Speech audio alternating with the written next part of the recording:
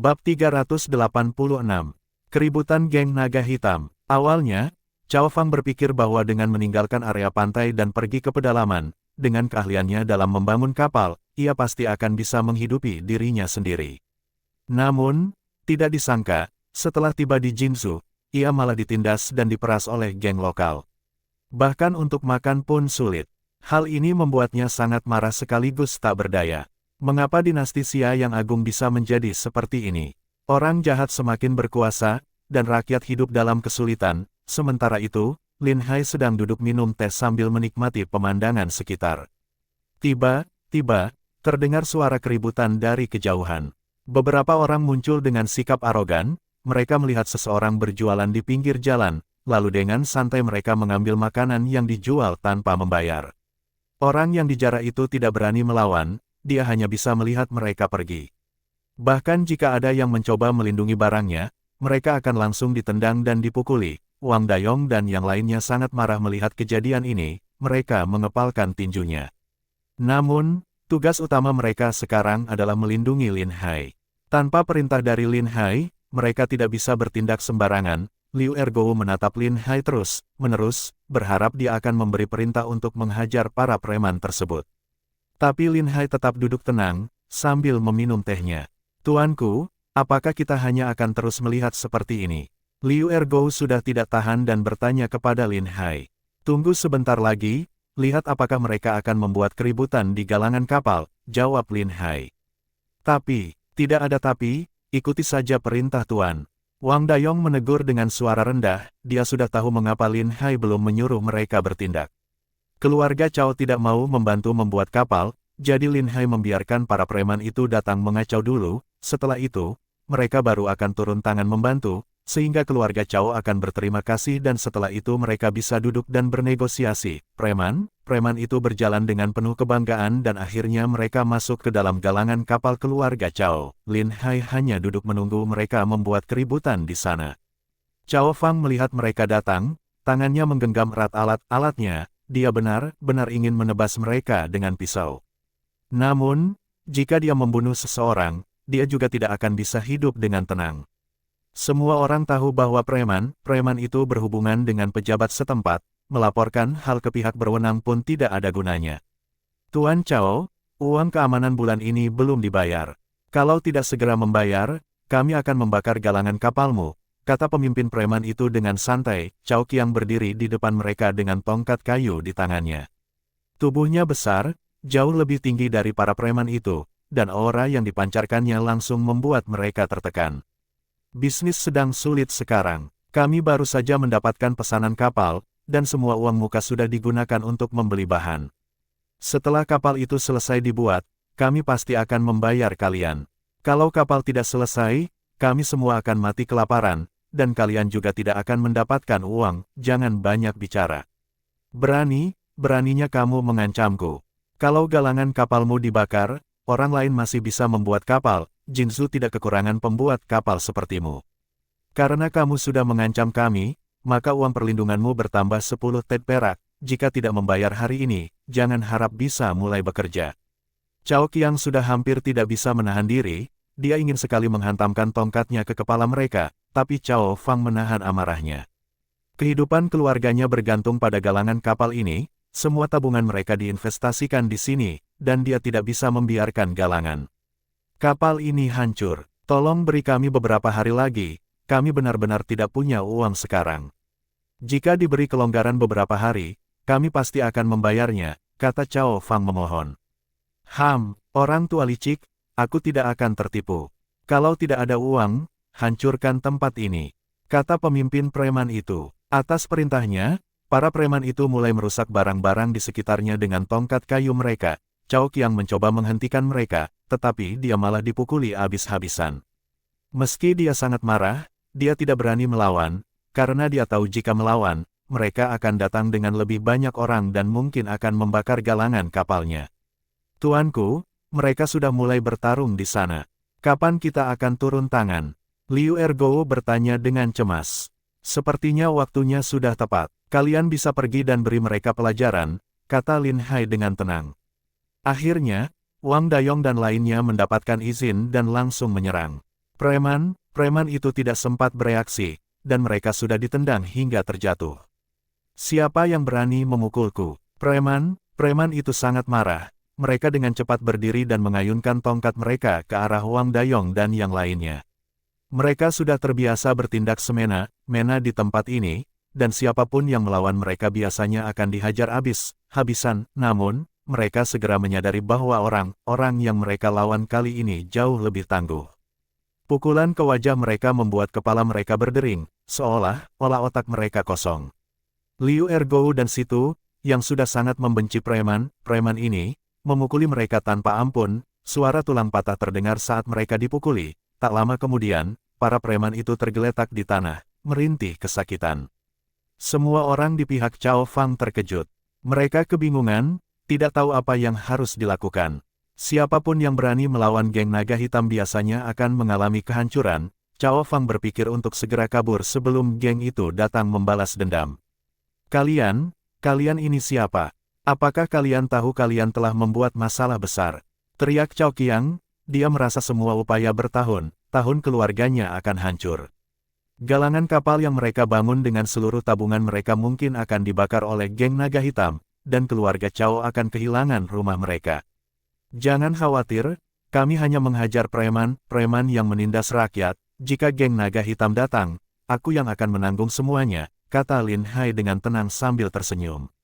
Kamu tidak tahu betapa kuatnya geng naga hitam, bahkan para pejabat pun tidak berani melawan mereka. Aku sarankan kalian untuk segera kabur, galangan kapal ini sudah tidak bisa kami pertahankan lagi, semakin cepat kalian kabur, semakin baik. Kata Cao Fang, tampak sangat putus asa. Tenang saja, jika aku berani melawan geng naga hitam, itu karena aku tidak takut dengan pembalasan mereka. Kalian tetap di sini dan bantu aku membuat kapal, kata Lin Hai masih dengan senyumannya. Dengan hanya beberapa orang seperti kalian tahu seberapa besar kekuatan geng naga hitam. Meski kalian bisa melawan 10 orang sekaligus, geng naga hitam ini punya ratusan orang. Mungkin malam ini kalian sudah akan tenggelam di dasar sungai, dan para pejabat pun tidak akan berani ikut campur. Ujar Cao Qiang dengan nada kesal. Bab 387. Cao Fang tidak berdaya. Bertarung bukanlah soal jumlah orang, jika menang hanya karena jumlah orang, bukankah orang di sini lebih banyak? Tapi tetap saja kalian diperlakukan dengan buruk oleh para bajingan itu. Kata Lin Hai dengan tenang. Kami hanyalah rakyat biasa, bagaimana mungkin bisa dibandingkan dengan orang dari geng naga hitam. Setelah mereka menindas rakyat, meskipun diburu oleh pemerintah, mereka hanya perlu bersembunyi.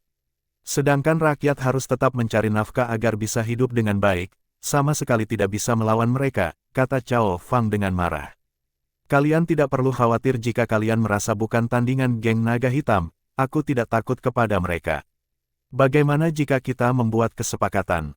Tanya Lin Hai sambil tersenyum. Apa yang kamu inginkan dari kesepakatan ini? Tanya Cao Fang sambil mengernyitkan alisnya, orang yang tidak takut pada geng naga hitam. Kalau bukan dari pemerintah, pasti adalah orang yang sangat berani dari luar kota. Tapi jika yang kedua, itu tidak ada manfaatnya bagi rakyat biasa. Jika geng naga hitam disingkirkan, orang yang tersisa akan semakin merajalela dan menindas rakyat. Aku akan menghabisi semua orang dari geng naga hitam, juga menjamin keamanan kalian, dan aku sama sekali tidak akan meminta biaya perlindungan. Sebagai gantinya, kamu harus berjanji untuk membuat kapal untukku. Lin Hai menawarkan. Cao Fang terkejut melihat Lin Hai. Siapa kamu sebenarnya? Kenapa kamu begitu ingin membuat kapal besar? Identitasku tidak perlu kamu ketahui untuk saat ini. Yang perlu kamu tahu adalah selama aku di sini, orang dari geng naga hitam tidak akan bisa berbuat apa-apa. Jika kamu punya keahlian, aku pasti bisa menjamin kesejahteraan bagi seluruh keluargamu. Apakah mungkin kamu adalah? Cao Fang ragu. Kamu sudah tahu di dalam hatimu, saat ini bukan waktunya untuk mengungkapkan identitasku. Jika aku sudah datang, aku pasti akan menghabisi seluruh geng naga hitam. Mata Cao Fang membesar, dan dia menjadi sangat bersemangat. Dia menduga bahwa Lin Hai adalah seorang pejabat tinggi yang dikirim oleh kekaisaran. Jika dia menghindari pejabat lokal dan langsung menargetkan geng naga hitam, dia pasti merupakan utusan kerajaan. Kini rakyat sudah memiliki harapan. Tanpa ragu lagi, Cao Fang langsung menyetujui dengan tegas, "Baiklah, jika kamu bisa menghabisi geng naga hitam, aku bersedia bekerja sama denganmu. Aku memang bisa membuat kapal besar sepanjang 44 zang, sekitar 146 meter. Baik, kalau begitu kita sudah sepakat, tidak boleh ada yang mengingkari." Lin Hai sangat senang. Dia tidak menyangka akan menemukan pembuat kapal dengan begitu mudah. Melihat para preman kecil yang tergeletak di tanah sambil merintih, Lin Hai berkata dengan dingin, "Biarkan satu orang yang masih bisa bangun, kembali untuk membawa kabar ini, yang lainnya semua dilemparkan ke lautan sebagai makanan ikan." Anak buah Lin Hai langsung menyetujui, dan setelah menendang para preman kecil hingga pingsan, mereka melempar mereka ke laut. Melihat pembunuhan yang dilakukan di siang bolong, para pekerja di galangan kapal menjadi sangat ketakutan. Mereka berusaha mencari tempat untuk bersembunyi. Tapi jalan keluar sudah diblokir oleh anak buah Lin Hai, sehingga mereka tidak punya tempat untuk lari lagi. "Tuan Cao, tenangkan para pekerja di sini, beritahu mereka agar tidak khawatir. Selama aku di sini, aku akan menjamin keselamatan mereka." Cao Fang akhirnya menyadari apa yang sedang terjadi dan segera mengangguk menyetujui. Dia benar-benar tidak bisa memahami siapa sebenarnya Lin Hai. Bahkan utusan kerajaan pun tidak bisa sembarangan membunuh orang seperti itu. Biasanya, mereka akan menyelidiki bukti kejahatan secara diam-diam sebelum mengirim pasukan untuk menangkap pelaku, dan setelah pemeriksaan di pengadilan, baru bisa memberikan hukuman. Tapi sekarang, mereka langsung melemparkan preman itu ke laut, dan membiarkan mereka mati tenggelam. Itu benar-benar keterlaluan. Lin Hai tidak mau menjelaskan. Jika dia menunjukkan keraguan, mereka tidak akan percaya kepadanya. Semakin kejam tindakannya, dia akan semakin dihormati oleh semua orang, karena kebanyakan orang lebih suka mengikuti yang kuat. Setelah selesai, Liu Ergou dan anak buahnya merasa sangat puas. Hari ini benar-benar luar biasa. Tapi mereka terlalu sedikit, seharusnya ada lebih banyak lagi, katanya sambil tersenyum puas. Geng naga hitam memiliki banyak pengikut, tidak perlu terburu-buru. Lin Hai tertawa. Para warga yang melihat geng naga hitam dipukuli merasa sangat senang, tapi tidak ada yang berani mendekat. Mereka khawatir jika ketahuan memiliki hubungan dengan Lin Hai, mereka juga akan menjadi korban pembalasan dendam geng naga hitam. Lin Hai duduk di kedai teh di luar galangan kapal, dia menunggu pembalasan dendam dari geng naga hitam. Sementara itu, Cao Fang tidak bisa bekerja lagi. Dia banyak pertanyaan yang ingin dia tanyakan. Dia mendekati Lin Hai dan bertanya, "Bolehkah aku duduk di sini?" "Silakan duduk, bos, tolong tambah satu teko teh lagi," kata Lin Hai. Cao Fang ragu, kemudian bertanya, "Meskipun mengalahkan geng naga hitam adalah hal yang baik, tapi kalian hanya berjumlah sekitar 10 orang, jika mereka datang lagi dengan lebih banyak orang, mungkin kalian tidak akan bisa menang." Lin Hai tersenyum dan berkata, "Tuan Cao, tenang saja dan lihatlah. Bahkan jika semua anggota geng naga hitam datang, aku tidak takut." Melihat keyakinan Lin Hai yang luar biasa, hati Cao Fang menjadi sedikit tenang. Dia tidak punya keinginan untuk bekerja lagi dan ingin tinggal untuk melihat bagaimana Lin Hai menghadapi geng naga hitam. Lin Hai bertanya, "Jika kamu memiliki keahlian membuat kapal besar, mengapa kamu menyembunyikan identitasmu di tempat seperti ini? Jika kamu membuat kapal di daerah tepi laut, pasti pendapatanmu tidak akan kalah dengan di sini." Cao Fang tersenyum pahit. "Tidak semudah yang kamu katakan. Aku besar di tepi laut, tapi jika hidup di sana masih memungkinkan, mengapa aku harus pergi jauh-jauh ke sini? Oh, ceritakan padaku, apa yang telah terjadi sebenarnya. Di sini ada penguasa sungai, di tepi laut tentu ada penguasa laut. Mereka memeras rakyat dengan lebih kejam lagi. Ketika pemerintah tidak punya uang untuk mendukung biro pembuatan kapal, banyak pekerja kehilangan mata pencaharian. Awalnya, kami bisa bertahan dengan membuat kapal kecil untuk para nelayan, tapi para penguasa laut itu memonopoli seluruh bisnis pembuatan kapal, dan orang biasa dilarang membuat kapal. Selain itu, serangan bajak laut semakin sering terjadi di tepi laut, sehingga rakyat yang bisa melarikan diri tidak mau tinggal di sana lagi, kata Cao Fang sambil menangis. "Tuan Cao, percayalah padaku kali ini. Para penguasa sungai dan laut yang kamu sebutkan itu, aku akan menghabisi mereka semuanya. Buat sebanyak mungkin kapal sesuai kemampuanmu. Aku tidak hanya menginginkan satu kapal besar, tapi aku memerlukan banyak kapal. Setelah ini, kamu akan memiliki pekerjaan yang tak ada habisnya," kata Lin Hai. Jika kamu benar-benar memiliki kemampuan seperti itu, aku siap menyerahkan nyawaku padamu. Sepanjang hidupku, aku hanya tahu cara membuat kapal. Ini adalah keterampilan yang diwariskan oleh leluhurku, aku tidak bisa membiarkan warisan ini hilang. Jika tidak, setelah aku mati, bagaimana aku bisa menghadapi para leluhurku? Tentu saja tidak, keterampilanmu pasti akan diteruskan, dan namamu akan tercatat dalam sejarah.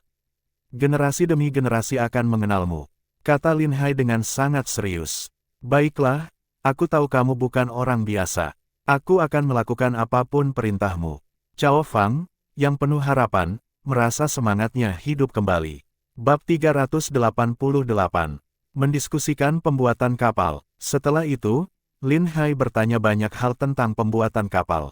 Cao Fang menjawab semuanya pertanyaan Liu Hai. Dia tidak hanya memiliki keahlian dalam membuat kapal, tetapi juga memiliki cetak biru kapal yang diwariskan dari leluhurnya. Membuat kapal laut mempunyai banyak aturan yang harus diperhatikan.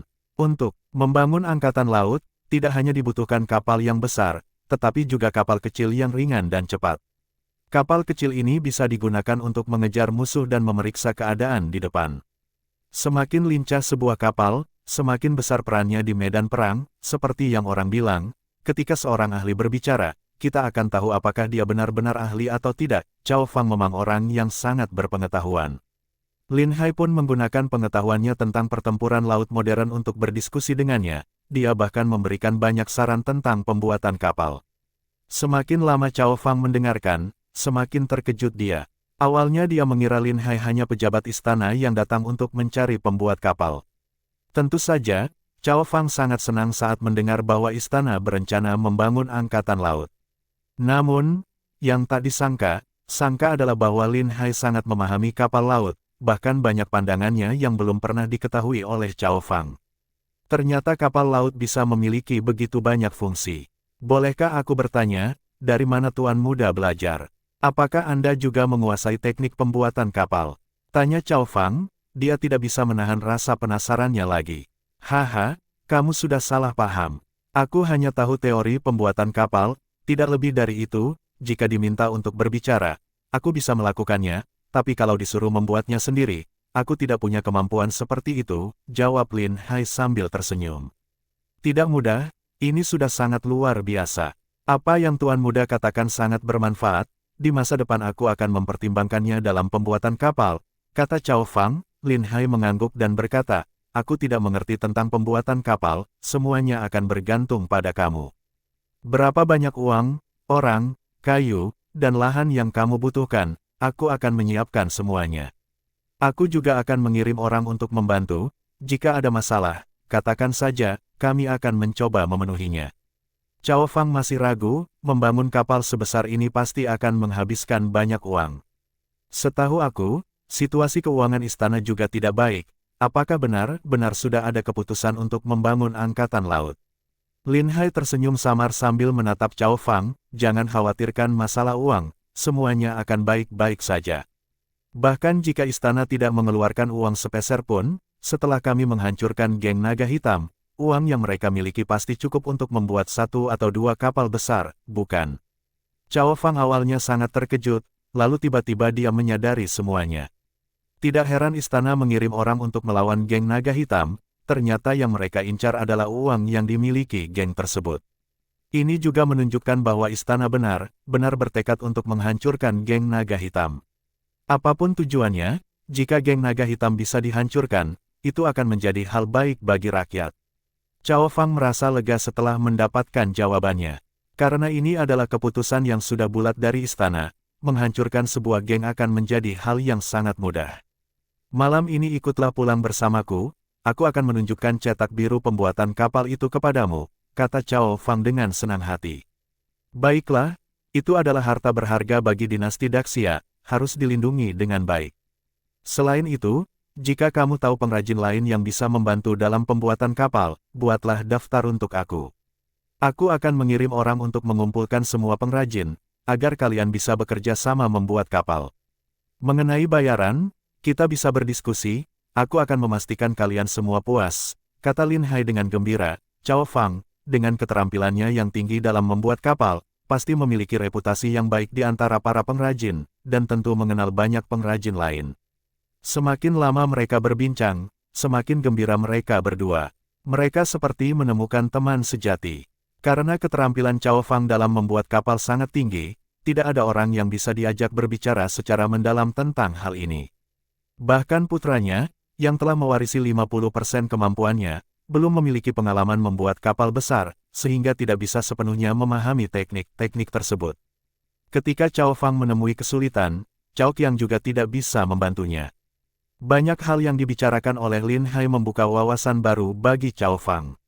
Mereka semakin asyik dalam percakapan, dan tanpa sadar satu teko teh sudah habis. Dari kejauhan, sekelompok orang mendekat, membuat semua orang di sekitar bergegas menghindar dengan panik.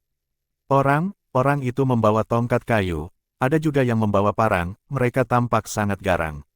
Cao Fang baru teringat bahwa dia telah menyinggung geng naga hitam, dan sekarang mereka datang untuk membalas dendam. Wajahnya segera berubah, mereka datang dengan puluhan orang, sebaiknya kalian bersembunyi dulu.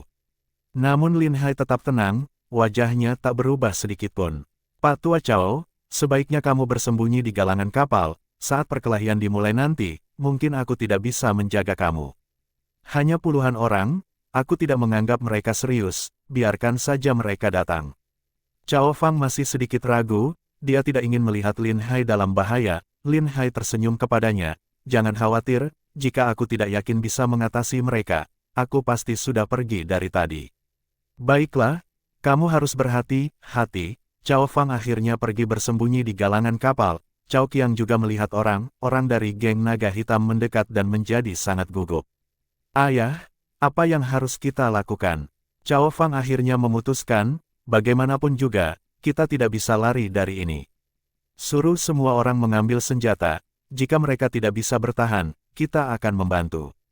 Cao Qiang, yang sudah lama membenci geng naga hitam, akhirnya sangat senang mendengar perintah dari ayahnya untuk melawan. Dia langsung meletakkan peralatan yang dipegangnya, lalu mengambil sebuah parang besar.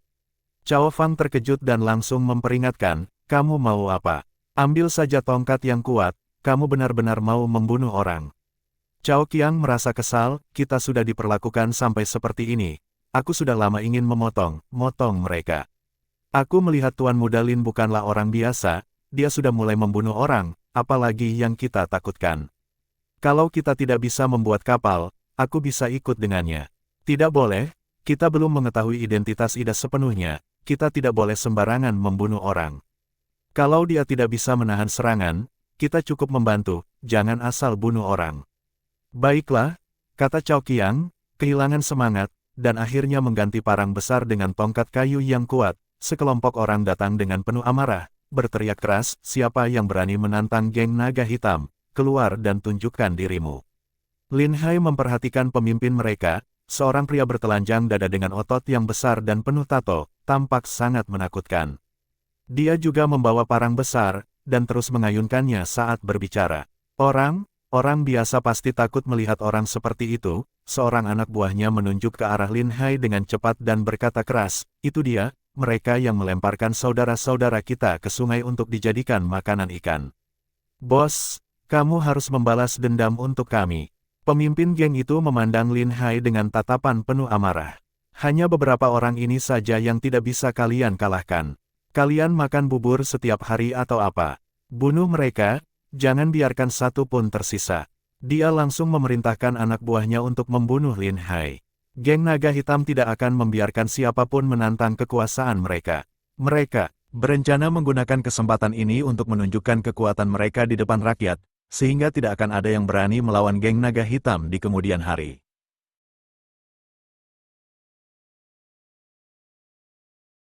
Bersambung